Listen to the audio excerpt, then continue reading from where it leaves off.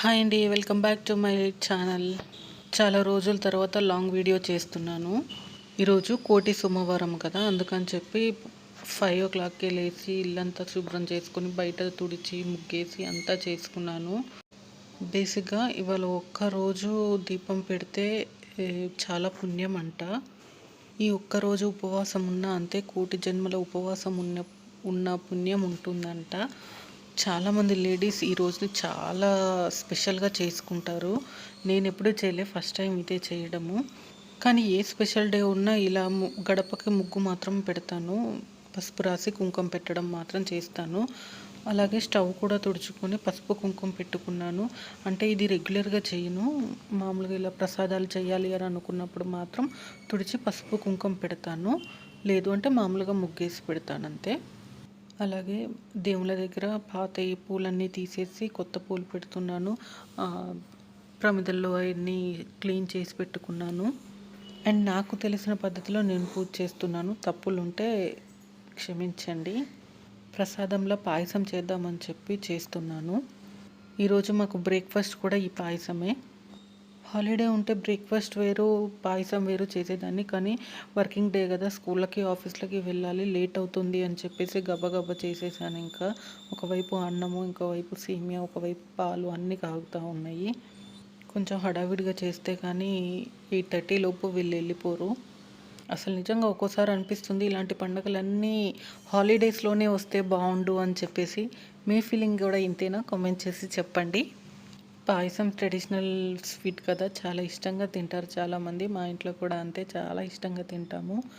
And ఈరోజు కార్తీక పురాణం వింటే చాలా మంచిది అంట.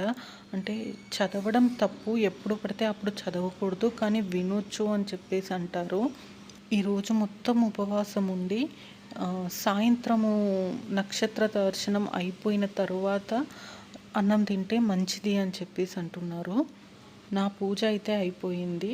ఇక్కడ వాళ్ళు సేమియా తింటున్నారు. బ్రేక్ఫాస్ట్ ఇదే అని చెప్పాను కదా, ఏ రోజైనా ఇంతే. ఇద్దరికి ఒకేసారి బ్రేక్ఫాస్ట్ పెట్టేస్తాను. అన్నయ్య ఫస్ట్ తింటున్నాడు అని అంటే దిత్య తింటుంది, అందుకని చెప్పి ఇద్దరికి ఒకేసారి పెట్టేస్తాను. అండ్ మా వాడి దగ్గర ఇది బెస్ట్ క్వాలిటీ అనే చెప్పాలి. లంచ్ అయినా, బ్రేక్ఫాస్ట్ అయినా, డిన్నర్ అయినా ఏదైనా సరే అలా కింద కూర్చొనే తింటాడు. ఇంకా వీళ్ళకి లంచ్ బాక్సెస్ పెట్టేస్తున్నాను. నేను బీరకాయ పెసరపప్పు కర్రీ చేశాను, ఒకవైపు టీ పెట్టాను. రెగ్యులర్గా ఏం పెట్టము ఇంట్లో టీ అనేది. ఈ 2 days నుంచి కొంచెం చల్లగా ఉంటుంది కదా, అందుకని టీ పెడుతున్నాను. అయినా చాలామందికి తెలిసే ఉంటుంది, మార్నింగ్ చేసింది ఈవినింగ్ తినకూడదు ఉపవాసం చేసేవాళ్ళు అని అంటారు. తెలియని వాళ్ళకి తెలుస్తుంది అని చెప్పాను. లంచ్లోకి మాత్రం 1 టేబుల్ స్పూన్ నెయ్యి కలిపి పెడతాను మాన్విక్కి. ఎదిగే పిల్లలకి నెయ్యి కూడా మంచిదే కదా. 5కి లేసాను కాబట్టి హడావిడి లేకుండా అయిపోయింది పనంతా. అదే 6కి లేసుంటే చాలా హడావిడి అవుతుంది. ఈ బాక్స్లో ఎన్ని సర్దడము, వంట చేయడము, ఇదంతా. ఈరోజు స్నాక్స్ కూడా మాన్విక్కి సింపుల్గా బనానా పెట్టేశాను. లేదంటే స్నాక్స్ కోసం కూడా ఇంకో ఏదో ఒకటి ప్రిపేర్ చేయాల్సి వచ్చేది, అక్కడ హడావిడి అయిపోయేది.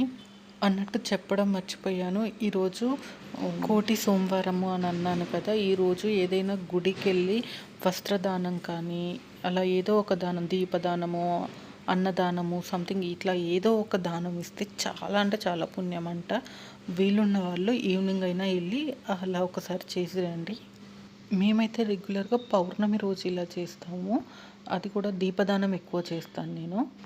ఏదో సోది చెప్తుంది అని అనుకోకండి, ఎవరి నమ్మకం వాళ్ళది. నాకైతే ఆ నమ్మకం ఉంది. మొత్తానికి నా మార్నింగ్ ఇలా అయిపోయింది. Bye bye.